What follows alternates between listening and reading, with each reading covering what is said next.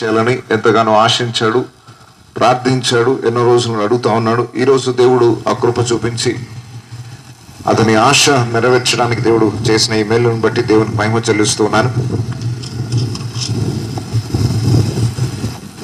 దేవునికి నిజముగా మహిమ చెల్లించవలసిన అవసరం ఉంది. నశించిన దానిని వెదకి రక్షించడానికి యేసు ప్రభు ఈ లోకానికి వచ్చాడు. ఈ గ్రామ ప్రజలను రక్షించడానికి ఈ అద్భుతమైన సభ ఏర్పాటు చేయబడడం జరిగింది. ఇప్పటి వరకు అద్భుతమైన సందేశాన్ని కళాకారుల ద్వారా, వారి పాటల ద్వారా, వారి నాట్యము ద్వారా ఈ గ్రామానికి వినిపించబడింది.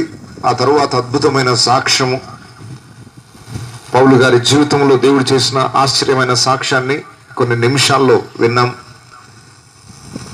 వీటన్నిటి వెనుక ఒక సందేశం అవసరం. ఇప్పటి వరకు చెప్పబడిన కథ కానీ, జీవిత చరిత్ర కానీ, ఇవన్నిటికి వెనుక ఒక వ్యక్తి ఉన్నాడు. ఆ వ్యక్తిని మీకు పరిచయం చేయాలని ఆశించాను. అనేక విషయాలు మీతో పంచుకోవాలని రాత్రి ఆశతో వచ్చాను, కానీ మనకి సమయం చాలా తక్కువగా ఉన్నందువలన క్లుప్తంగా కొన్ని మాటలు మీతో చెప్పి నేను ముగించాలని ఆశిస్తూ ఉన్నాను. ఒక చిన్న మాట బైబిల్ నుండి చదువుకొని కొన్ని మాటలు ధ్యానించుకుందాం. బైబిల్లో నుండి యోబు గ్రంథము 14వ అధ్యాయం మొదటి 2 వచనాలని చదువుతాను. దయచేసి శ్రద్ధగా వినాలని కోరుచున్నాను. యోబు గ్రంథము 14వ అధ్యాయం మొదటి 2 వచనాలు. స్త్రీ కనిన నరుడు కొద్ది దినముల వాడై మిక్కిలి బాధ నొందును. పువ్వు వికసించున్నట్లు వాడు పెరిగి వాడిపోవును.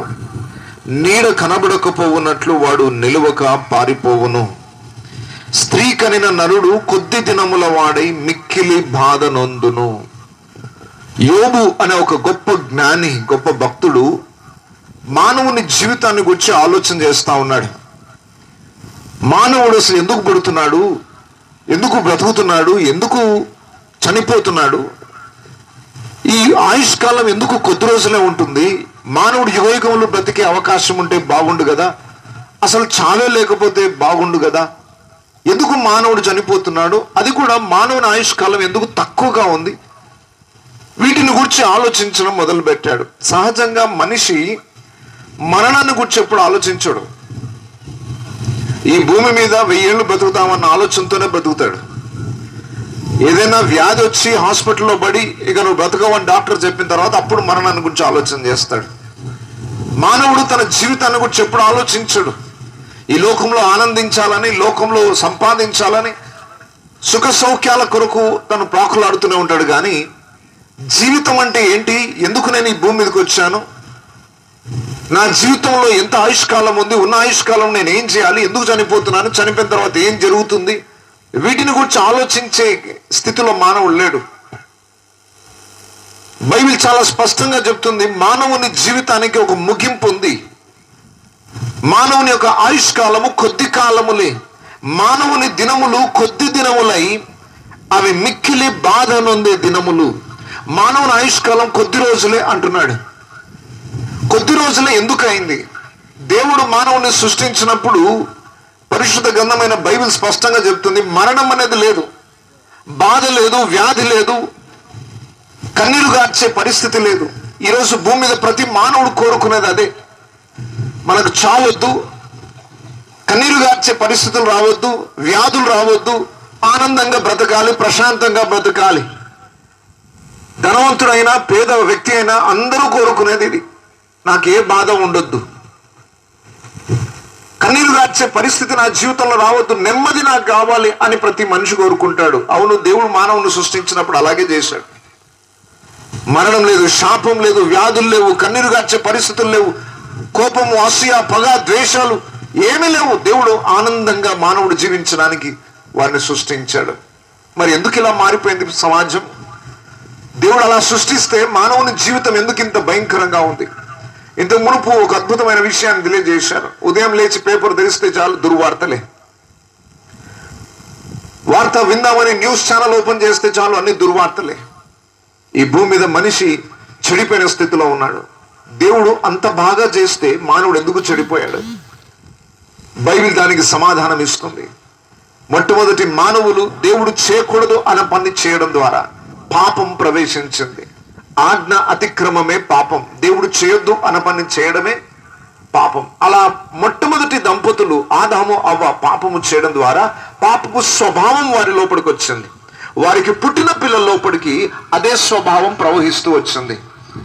ఈనాడు ప్రత్యేకంగా భారతదేశంలో కుల వ్యవస్థ ఏర్పడింది. కులాలుగా విభాగించబడ్డారు, ప్రాంతాలుగా విభాగించబడ్డారు. కానీ చరిత్ర చెప్తుంది, సైన్స్ చెప్తుంది ఏంటంటే భూమి మీద ఉన్న మనుషులందరూ, వారు భారతీయులైనా, అమెరికా వారైనా, ఆఫ్రికా వారైనా ఒకే ఒక దంపతుల నుండి వచ్చారు.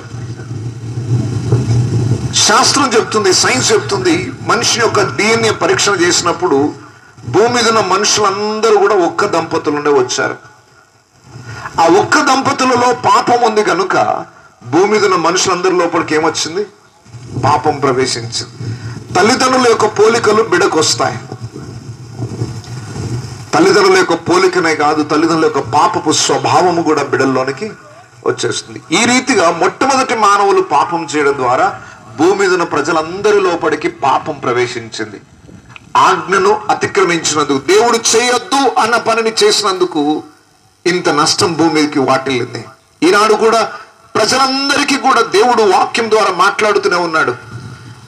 నీతి మాటలు చెప్పబడుతూనే ఉన్నాయి. ఇలా చేయకూడదు, ఇలా చేయకూడదు, ఇలా చేయకూడదని ప్రతి దినము ఎవరో ఒకరి ద్వారా మనకు తెలియబడుతున్నా మన లోపల ఒక స్వభావం ఉంటుంది. చేయొద్దన్న పని చేస్తాం మనం.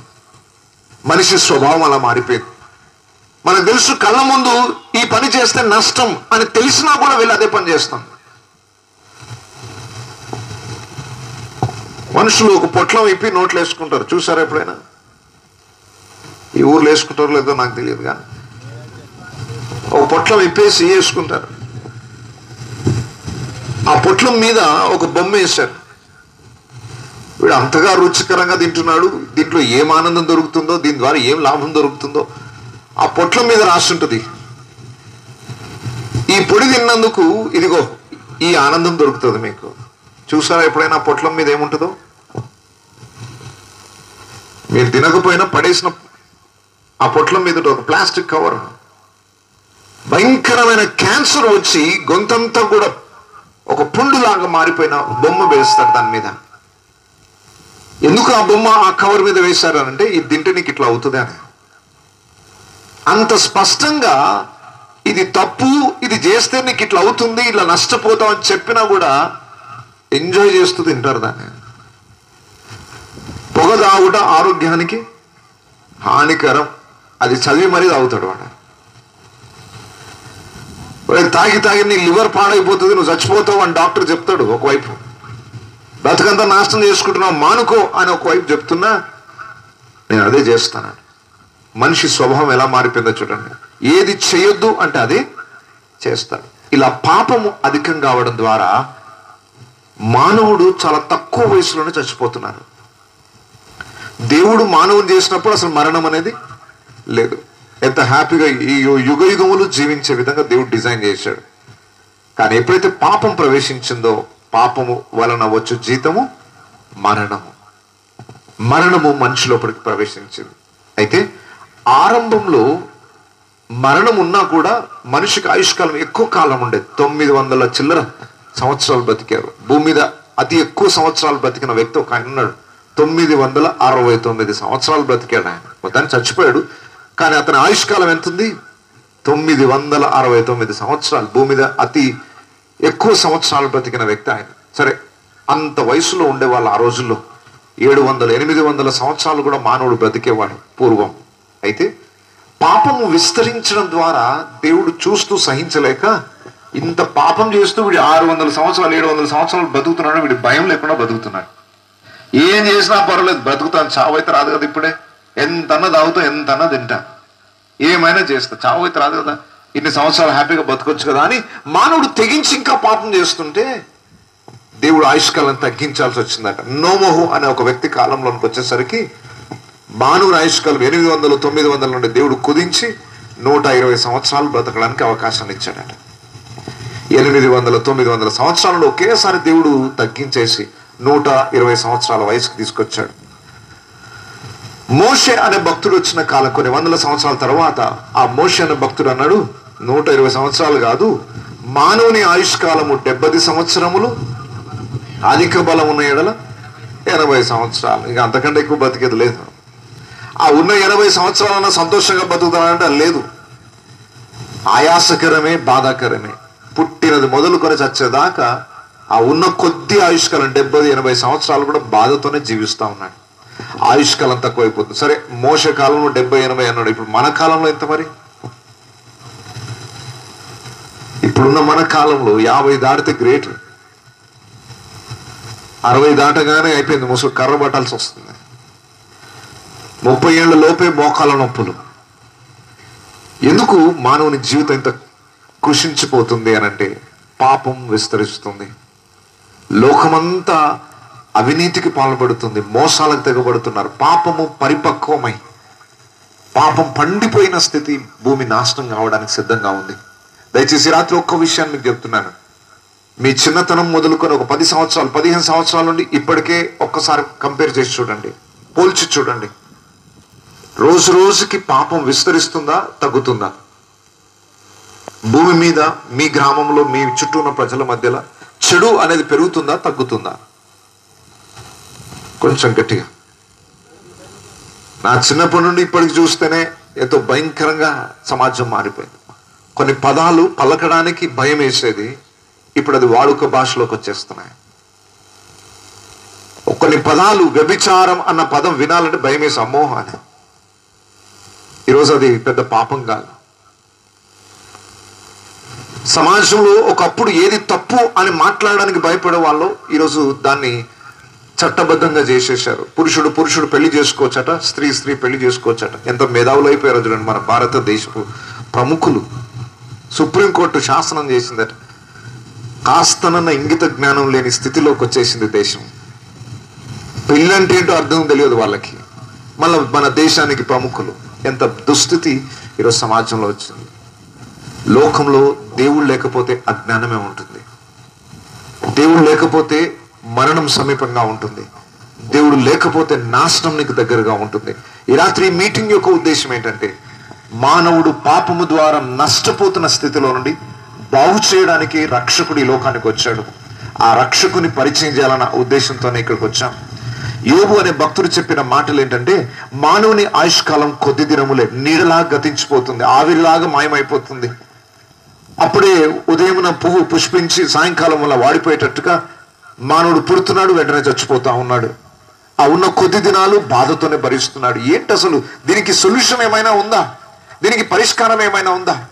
మానవుడు చనిపోతున్నాడు, చనిపోయిన తర్వాత మళ్ళీ బ్రతుకుతాడా లేదా? ఇట్లాంటి ప్రశ్నలు వస్తూ ఆలోచిస్తూ ఉన్నాడట. ఆయన ఆలోచిస్తున్నప్పుడు చెట్టుని మనం మొద్దుకి నరికేసాం అనుకోండి, మళ్ళీ కొద్ది రోజులకు దాంట్లో తడి తగలగానే ఒక మొలక వస్తుంది. మరి చెట్టు మొద్దును నరికేసినప్పుడు ఒక మొలక వచ్చింది కదా, మరి మనిషి చచ్చిపోతే మళ్ళీ బతుకుతాడా? బతుకుతే బాగుండు. ఒకవేళ మానవుడు చనిపోయిన తర్వాత బ్రతకాలంటే ఏం జరగాలి? దానికి సొల్యూషన్ ఏంటి? దాని పరిష్కారం ఏంటి? మానవుని ఆయుష్కాలము కొద్దిగా ఉంది, అది యుగయుగంలో జీవించాలంటే ఏం కావాలి? చావే లేకుండా ఉండాలంటే ఏం చేయాలి? బాధనే లేకుండా ఉండాలంటే ఏం జరగాలి? చనిపోయిన వాడు మరలా బ్రతకాలంటే వీటన్నిటికీ పరిష్కారం ఏంటి అని ఆలోచిస్తుంటే ఆయనకు ఒక సత్యం దొరికింది. ఆ సత్యం మనం తెలుసుకుంటే మన జీవితాలు ధన్యమవుతాయి. అదే విషయాన్ని ఈ 14వ అధ్యాయం యోబు గ్రంథం 4వ వచనంలో రాయబడింది. చూద్దాం. పాప సహితునిలో నుండి పాప రహితుడు పుట్టగలిగిన ఎంత మేలు, అలాగూ ఎవడునూ పుట్టనేరడు, అలాగూ ఎవరునూ పుట్టనేరడు. ఒక భక్తుడు ఈ మాట అంటున్నాడు. ఈ సమస్యలన్నిటికీ పరిష్కారం ఒకటి ఉంది. ఏంటనంటే, పాప సహితునిలో నుండి పాప రహితుడు పుట్టగలిగిన ఎంత మేలు. మానవుడు పాపంతో ఉన్నాడు, వారికి పుట్టే పిల్లలందరూ పాపంతోనే పుడుతున్నారు. ఈ భక్తుడు అంటున్నాడు, ఇలాంటి పాపముతో ఉన్న మానవునికి పాపము లేని మానవుడు పుడితే బాగుండు. ఆ పాపము లేని మానవుడి ద్వారా లోకానికి రక్షణ. ప్రతి మనిషి పాపంలో ఉన్నాడు, వారికి పుట్టిన పిల్లలు పాపపు స్వభావంతో ఉన్నారు. అయితే ఈ పాపపు స్వభావంతో ఉన్న ఈ మానవునికి పాపము లేని వ్యక్తి ఒక ఆయన పుడితే ఈ ప్రపంచానికి రక్షణ దొరుకుతుంది. అలా జరగడం సాధ్యం కాదు కదా అంటున్నాడు. అయితే అది జరిగింది, అది సాధ్యమైంది. మనకు ఒక రక్షకుడు జన్మించాడు. ఇప్పటి వరకు మనం కథలో విన్నాం, కన్యక గర్భవతి అయి కుమారుని కనును. బైబిల్లో చాలా స్పష్టంగా రాయబడింది, యేసు ప్రభు మానవుడు ఈ లోకంలో జన్మించడానికి మానవుని యొక్క పాప స్వభావం లేకుండా జన్మించడానికి కన్యక గర్భమందు జన్మించి 33.5 సంవత్సరాలు ఈ భూమి మీద జీవించి మానవుల యొక్క పాపమునకు ప్రాయశ్చిత్తం చేయడానికి క్రూరమైన శిలువ మరణాన్ని పొందాడు. శిలువపై తాను కార్చిన అమూల్యమైన రక్తము ద్వారా మన పాపముల నిమిత్తం ప్రాయశ్చిత్తం చేయబడింది. ఆయన చనిపోయి 3వ రోజున తిరిగి లేపబడడం ద్వారా మరణానికి ఉన్న బలాన్ని విరిచివేసి యేసునందు విశ్వాసం ఉంచి వారు నశింపక నిత్య జీవం పొందినట్లు ఒక మార్గాన్ని ఏర్పాటు చేశాడు. రోగులను స్వస్థపరిచాడు, బంధకాలను విడిపించాడు, దురాత్మలను వెళ్ళగొట్టాడు, చావు బతుకులో ఉన్న వారిని బ్రతికించాడు, నిరాశతో ఉన్న వారి జీవితంలో నిరీక్షణ నింపాడు. ఈ రాత్రి ఈ మాటలు ఎవరైనా వింటున్నా కూడా పాపపు స్వభావం కలిగిన మానవులో పాపము లేని వ్యక్తి యేసు ప్రభు మానవుడు ఈ లోకంలో పుట్టాడు కనుక మనకు ఒక పరిష్కారం దొరికింది. ఈరోజు చావునకు లోనైన మనలను మరలా బ్రతికించగలిగిన జీవం కలిగిన యేసయ్య ఉన్నాడు. చాలా మంది గొప్ప గొప్ప మహానుభావులు ఉన్నారు, కానీ మరణం దగ్గరకు వచ్చేసరికి చేతులు ఎత్తేశారు. మరణం నుండి గెలవలేని స్థితిలో మానవుడు ఉన్నాడు. కానీ యేసు ప్రభు ఒక్కడే మరణాన్ని గెలిచి తిరిగి లేచాడు కనుక చావునకు లోనైన మనలను తిరిగి బ్రతికించగలడు, చచ్చిపోయిన వాళ్ళని లేపగలడు, చావుకు లోను కాకుండా బ్రతికించగలడు. మరణమును తప్పించుట యెహోవా వశం.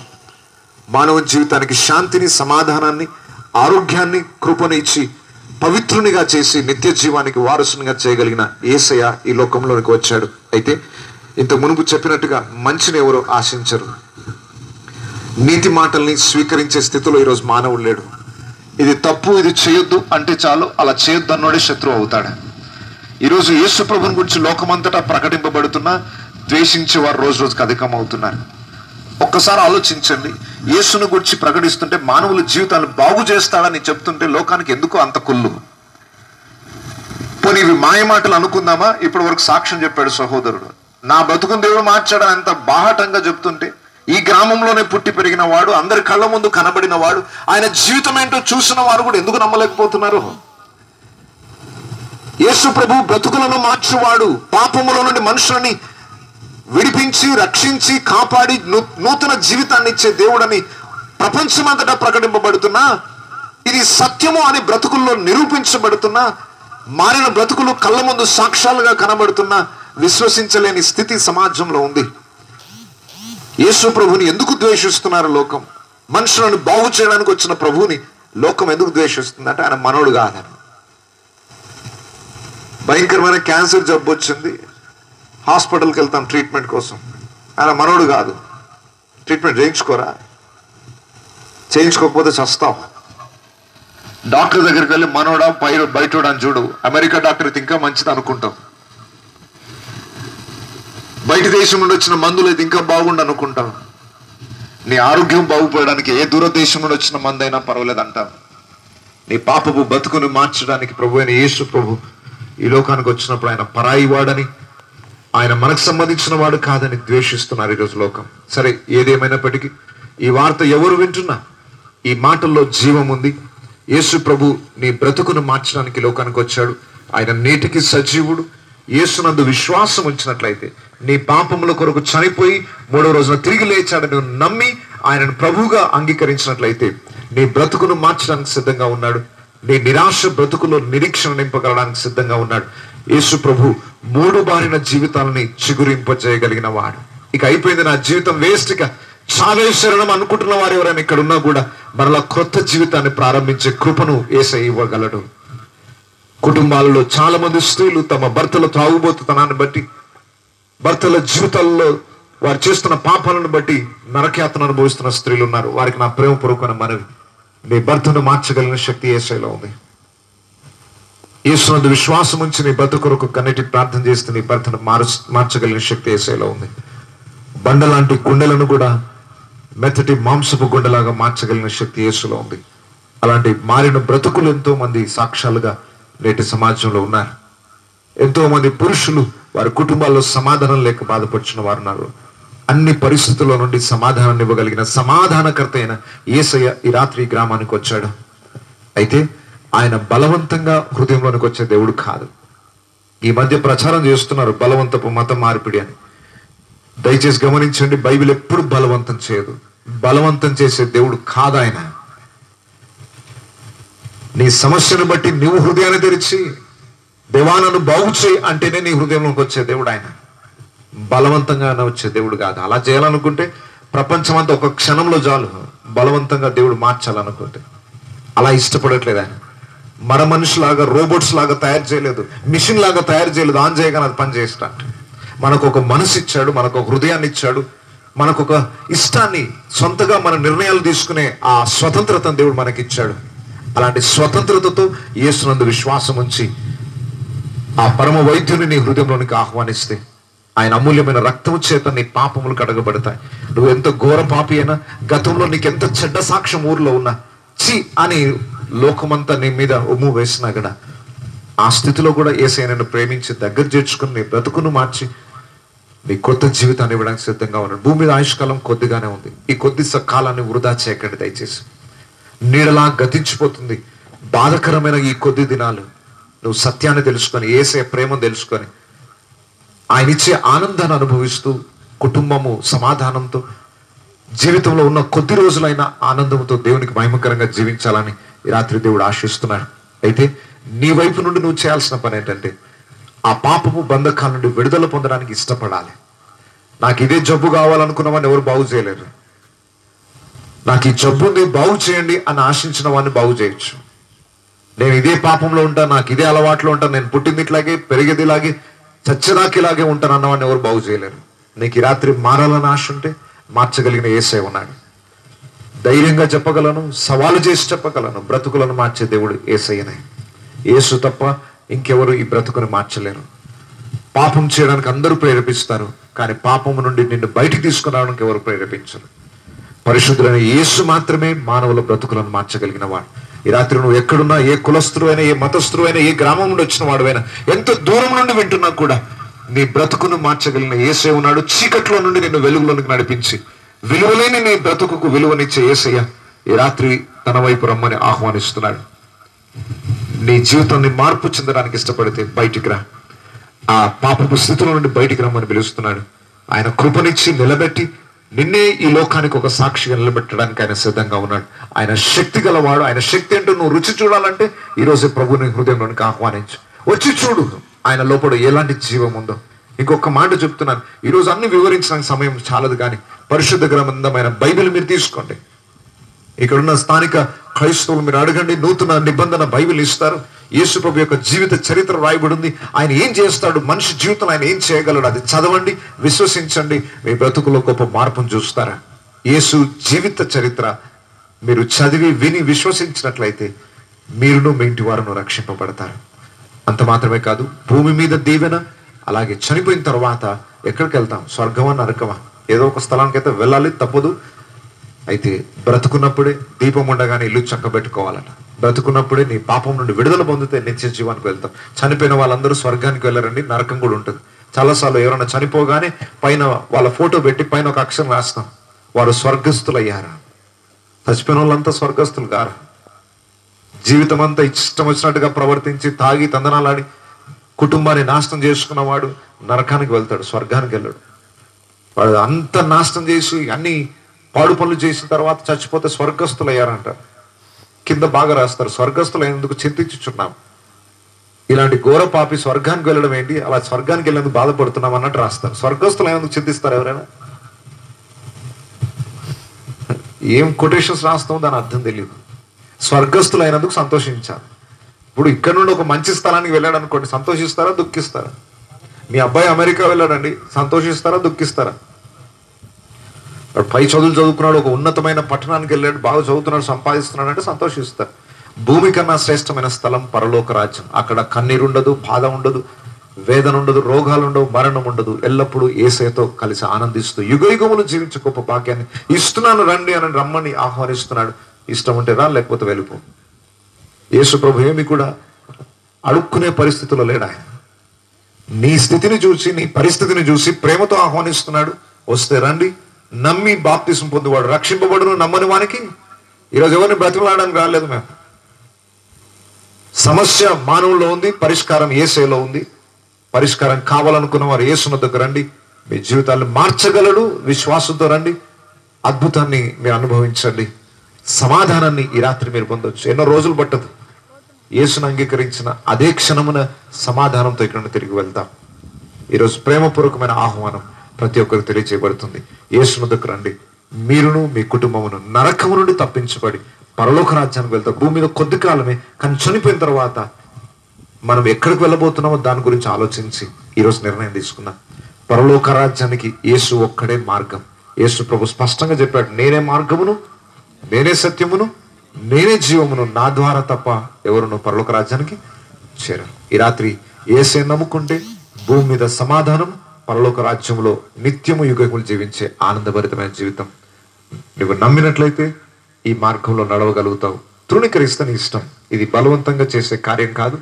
నీ బ్రతుకులో మార్పు, పాపము నుండి విడుదల, కుటుంబానికి క్షేమము, సమాధానం, ఆరోగ్యము యేసు ద్వారానే సాధ్యమవుతుంది. ఈ రాత్రి నువ్వు అనుభవించవచ్చు. ఈ రాత్రి మీరు ఏ స్థితిలో ఉన్నా, ఎలాంటి అనారోగ్యాలతో ఉన్నా, కుటుంబంలో సమాధానం లేని స్థితిలో ఉన్నా, చెడు అలవాట్లు, బంధకాల్లో ఉన్నా, మీ కొరకు నేను ప్రార్థించాలని ఆశిస్తున్నాను. ఒక్కసారి అందరం తల్లు వంచుదాం, కళ్ళు మూసుకుందాం. దయచేసి అందరం కూడా కళ్ళు మూసుకుందాం. ఒక్కసారి లేచి నిలబడదాం. అందరం కూడా లేచి నిల్చుండి. ఒకవేళ ఈ రాత్రి ఇక్కడ కూర్చున్న వారిలో, ఇక్కడ నిలబడిన వారిలో యేసు ప్రభువుని రక్షకునిగా స్వీకరించాలని మొట్టమొదటిసారి అనుకున్న వారు ఎవరైనా ఉన్నట్లయితే, ఇది నిజమేనా కాదా? యేసు ప్రభు గురించి ఎన్నో చెప్తున్నారు, కానీ ఈ మాటలన్నీ కట్టుకథలా, నిజమా? అలాంటి సందేహం ఎవరికైనా ఉన్నట్లయితే ఈ రాత్రి విశ్వసించి చూడు. దేవుడు ఆయన మంచి దేవుడు అని రుచి చూచి తెలుసుకో. యెహోవా ఉత్తముడని రుచి చూచి తెలుసుకోనని. నీకు నిజంగా సందేహం ఉందా? దేవా, నువ్వు నిజముగా దేవుడు అయితే నా బ్రతుకుని మార్చు అని ఒక చిన్న ప్రార్థన చెయ్యి. నువ్వు నిజంగా నా రక్షకుడు అయితే, నేను నిన్ను నమ్మి, నిన్ను విశ్వసించి, నిన్ను వెంబడించినట్లుగా నాలో క్రొత్త జీవితాన్ని ప్రారంభించు. నాకున్న ఈ చెడు అలవాటు నుండి విడిపించు. నా పాపపు బ్రతుకుని మార్చు. నా రోగమును స్వస్థపరచు. నా కుటుంబానికి సమాధానాన్ని ఇవ్వనైనా నువ్వు నోరు తెరిచి దేవుని అడిగితే, ఆయనకు ప్రాధేయపడితే ఆయన సహాయం చేసే దేవుడు. దావీదు కుమారుడా, కరుణించుము. సర్వోన్నతమైన దేవా, నన్ను కనికరించుమని నువ్వు మొరపెడితే ఈ రాత్రి కనికరించడానికి సిద్ధంగా. దయచేసి ఎవరైనా పర్వాలేదు, మీరు ప్రార్థన రాకపోయినా పర్వాలేదు, యేసయ్యా నన్ను కడుగు, నన్ను బాగు చేయి.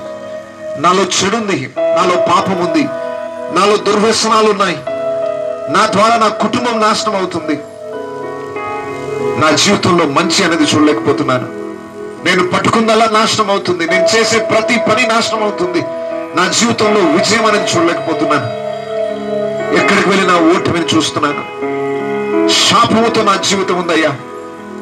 ఈ రాత్రి నా జీవితాన్ని ఇంకెవరు మార్చలేరు. ఈరోజు నువ్వు మారుస్తావని విన్నాను, నేను విశ్వాసంతో వచ్చానయ్యా నీ పాద సన్నిధి, కానీ కరుణించుదేమో అని దేవుని సన్నిధిలో మొరపెడదాం. దయచేసి ఎవరైనా కానీ సందేహించకుండా యేసు నన్ను బాగు చేయగలడు అని నువ్వు నమ్మినట్లయితే దేవుని మహిమను చూస్తాం. నీ హృదయాన్ని తెరిచి యేసుతో చిన్న ప్రార్థన చేయి. యేసయ్యా నన్ను కనికరించు, నన్ను బాగు చేయనైనా, నా బ్రతుకుని మార్చునైనా, నాలో నెమ్మదినివ్వునైనా, నా పాపములను కడుగు, నీ బిడ్డగా నన్ను చేసుకో, నీ ప్రేమతో నన్ను నింపునైనా. నువ్వు హృదయం తెరిచి నీ సొంత మాటలతో ఆ పరలోకపు తండ్రి దగ్గర ప్రాధేయపడు. నువ్వు ఎంత ఘోరమైన పాపపు స్థితిలో ఉన్నా నిన్ను తృణీకరించే దేవుడు కాదు ఆయన, నిన్ను రక్షించడానికి ఇష్టపడే దేవుడు. ఒకవేళ అనారోగ్యంగా ఉన్న వారు ఎవరైనా ఇక్కడ ఉన్నట్లయితే ఈ రాత్రి యేసు ప్రభు యొక్క అద్భుతమైన స్వస్థతను పొందినట్లుగా ఆయన వైపు చూడండి. ఇక్కడ మనుషులు ఎవరు కూడా ఏమి చేయరు. నీకు మనుషుల్లో ఎలాంటి మహిమలు లేవు, కానీ యేసు సర్వశక్తి గల దేవుడు. ఆయన పొందిన దెబ్బల చేత మనము స్వస్థత పొందుచున్నాము. యేసు వైపు చూడండి. మృతులను సజీవులనుగా చేయగలిగిన దేవుడు, లేని వాటిని ఉన్నట్టుగా పిలిచే దేవుడు ఈ రాత్రి నిన్ను బాగు చేయడానికి ఇష్టపడుతున్నాడు. అది ఏ సమస్య అయినా. కొన్ని ఇతరులకు చెప్పగలుగుతారు, ఇతరులకు చెప్పుకోలేని సమస్యలు ఉండొచ్చేమో. నీ దీన స్థితిని, నీ వేదనను ఆయన చూస్తున్నాడు. నీ కన్నిటిని తోడవడానికి రాత్రి యేసు ప్రభువులో కనుకొచ్చాడు. హృదయాన్ని తెరిచేసా, నన్ను తాకనాయన, నన్ను ముట్టు ప్రభా. ఈ రాత్రి నువ్వు లేకుండా నేను ఇక్కడ నుండి వెళ్ళను. యేసయ్యా, నేను నాతో పాటు నా ఇంటికి తీసుకొని వెళ్తాను. ఈరోజు నా జీవితంలో మేలు జరగాలి, నా ఇంటి వారికి మేలు జరగాలి, నేనును నా ఇంటి వారిని రక్షింపబడాలి. యేసయ్యా, నాతో పాటు నువ్వు రావాలయ్యా. ఆయన హృదయాన్ని తెరిచేసిన ఆహ్వానిద్దాం మన హృదయాల్లోనికి. ప్రార్థన చేసుకుందాం. సర్వాధికారి అయిన మా ప్రియ పరలోకపు తండ్రి, ఈ రాత్రి నాయన ఈ గ్రౌండ్కి వచ్చిన ప్రతి బిడ్డను నీ చేతులకు అప్పగిస్తున్నాను. ఈ గ్రామం కొరకు ప్రార్థిస్తున్నాను, గ్రామ ప్రజల కొరకు ప్రార్థిస్తున్నాను, గ్రామ అధికారుల కొరకు ప్రార్థిస్తున్నాను. నువ్వు శాంతి సమాధానాన్ని ఇచ్చే దేవుడు, నశించిన దానిని వెదకి రక్షించడానికి వచ్చిన దేవుడు, పాపుల కొరకై రక్తాన్ని గార్చి ప్రాణం పెట్టిన దేవుడు. మాలో ఏ ఒక్కడు నశించుకోవడం నీ చిత్తం లేదు నాయన. మేము నాశనం కావడం నీకు ఇష్టం లేదు కనుకనే మానవుడిగా ఈ లోకానికి తగ్గించుకొని వచ్చావు. నీ పరలోక మహిమను విడిచిపెట్టి ఈ దీన దౌర్భాగ్యుల కొరకు శిలువ మరణాన్ని పొందడానికి లోకానికి వచ్చావు. మా కొరకు రక్తాన్ని కాచి ప్రాణం పెట్టి ప్రాయశ్చితం చేసి మరణాన్ని గెలిచి తిరిగి లేచిన దేవుడు నాయన. ఈ రాత్రి ఈ గ్రామాన్ని ప్రేమించావు గనుక ఈ గ్రామానికి నీ సత్య స్వార్థ ప్రకటించబడినట్లుగా నీవు చేసిన ఏర్పాటును బట్టి నీకు వందనాలు చెల్లిస్తున్నాను. సిలువను గురించిన వార్త నశించు వారికి వెరితనమేమో గాని రక్షింపబడుచున్న వారికి అది దేవుని శక్తి అయి ఉన్నదని నీ వాక్యం సెలవిస్తుంది. ఈ రాత్రి నీ శక్తిని ప్రతి ఒక్కరు అనుభవించాలి ప్రభువా. అనారోగ్యంతో ఉన్న బిడ్డల కొరకు ప్రార్థిస్తున్నాను దేవా. మాలో ఎలాంటి శక్తి లేదు నాయన, కానీ జీవము కలిగిన దేవుడు నీ నామమున రోగములు స్వస్థతను అందుతారు ప్రభువా. రోగులు బాగుపడతారని నమ్ముచున్నాము. నీవు పొందిన దెబ్బల చేత మేము స్వస్థతను అందుచున్నాము. ఈ రాత్రి ఇక్కడ ఉన్న ప్రతి బిడ్డలు నీ నామమున సంపూర్ణమైన స్వస్థత కలుగు చేయము. ప్రతి వ్యాధిని యేసు నామములో గద్దిస్తున్నాను దేవా. స్వస్థతతో ఇక్కడ తిరిగి వెళ్ళాలి, కృతజ్ఞత స్తుతులతో ఇక్కడ తిరిగి వెళ్ళాలి. నీవు నిజమైన దేవుడు అని ప్రజలు తెలుసుకొని ఇక్కడ వెళ్ళాలి దేవా. ఈ కార్యక్రమం వ్యర్థమైపోకూడదు నాయన. ఇది కాసేపు కాలక్షేపణ చేయడానికి చేసిన కార్యక్రమం కాదు. జీవాధిపతిమైన నిన్ను పరిచయం చేయడానికి మేము ఇక్కడికి వచ్చాం. ప్రజలు నీ తట్టు చూసి రక్షణ పొందినట్లు కృపద ఇచ్చేయండి దేవా. స్వస్థతతో ఇక్కడ పంపండి. ఈ రాత్రి సంపూర్ణమైన విడుదల కలుగును గాక. ప్రతి విధమైన అంధకార శక్తులను, ఈ గ్రామాన్ని పాడు చేస్తున్న ప్రతి విధమైన అంధకార క్రియలను యేసు నామములో లయపరుస్తున్నాను దేవా. నీ దాసుల మరణ ఆలకించండి నాయన. నీ నామమున మేము ఏది అడిగితే అది ఇస్తానని వాగ్దానం చేశావు. నీ చిత్తానుసారంగా ఏది అడిగినా అది ఇస్తానన్నావు నాయన దేవా. ఈ గ్రామాన్ని రక్షించు ప్రభువా. ఈ గ్రామంలో ఏ ఒక్కరు నశించుకోవడం నీ చిత్తం కాదు, ఏ ఒక్క కుటుంబం నాశనం కావడం నీ చిత్తం కాదు. ఈ గ్రామము శాంతి సమాధానములతో ఆనందంతో బ్రతకాలి ప్రభువా.